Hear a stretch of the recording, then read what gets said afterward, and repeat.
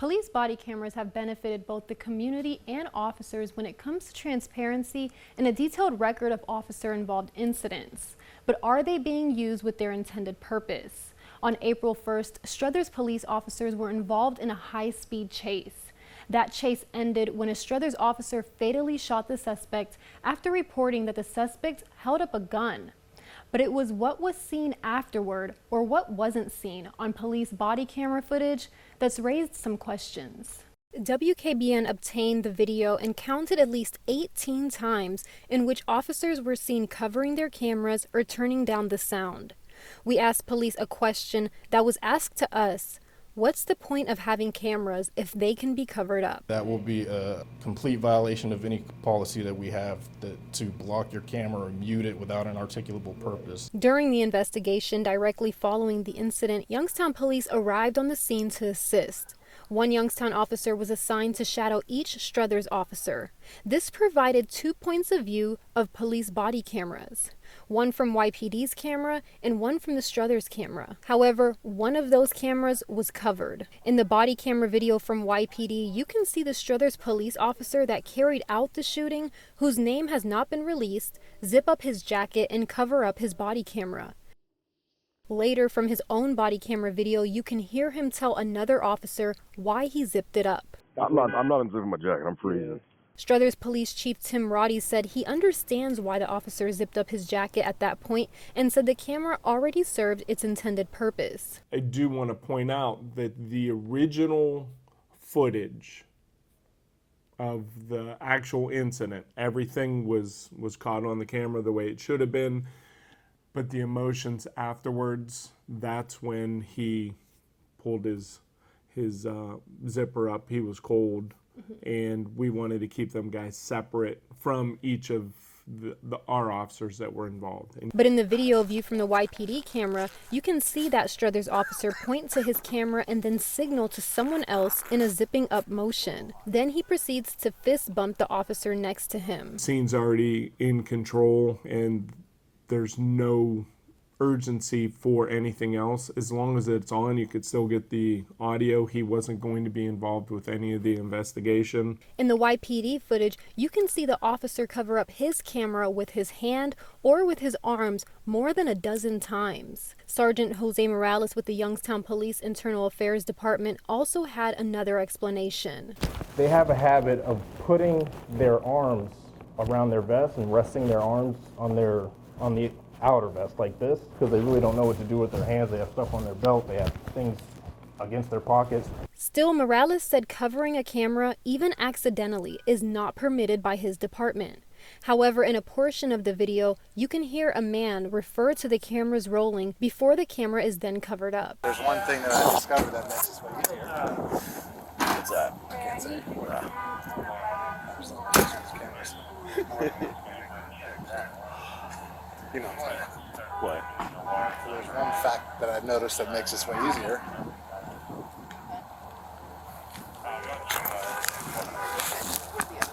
Morales says there are only certain instances that would allow for an officer to mute, cover, or turn off their cameras. A personal phone call or part of the investigation that they're handling. Technically, YPD is still in its testing phase of police body cameras, with 16 officers volunteering to wear them. So there's not an official policy just yet. Morales says they do have some guidelines that they follow, and they plan to have the official program up and running in October. He also said they're still working on their policy, and after WKBN brought this issue up to them, he even added some details in there about obstructing camera views. I went in and added, at no point in time should an officer inadvertently or intentionally block a camera lens or microphone with any object or any portion of the officer's body. Because that's what we want to do. We want to enhance transparency with the public. We want to build public trust, and you can't do that by, it might not be intentional, but we also want to make sure that whether it be intentional or inadvertent, you're not doing these things. So we're learning from videos like this. This is actually a good training video for us when we actually do roll this out. Watch your arms on your vest. My big thought is this is a good education video for everybody about what you can and cannot do with a body cam. Dr. Rogers says it's important to take into consideration that officers are people too, and just because something isn't shown on camera doesn't mean there's foul play. How many of us have jobs where every moment we're working, there is a camera running to record what we do? Officers have salty language, they have personal issues. Someone's calling one of the officers while they're standing there talking. Currently, there is no state or federal policy for police body camera usage. Each department in Ohio has the authority to create its own policy concerning police body cameras. WKBN asked Chief Roddy if they have anything in their policy that prohibits officers from covering their cameras. Do you guys have anything in your policy about covering them up? You know what? I don't think that there's anything that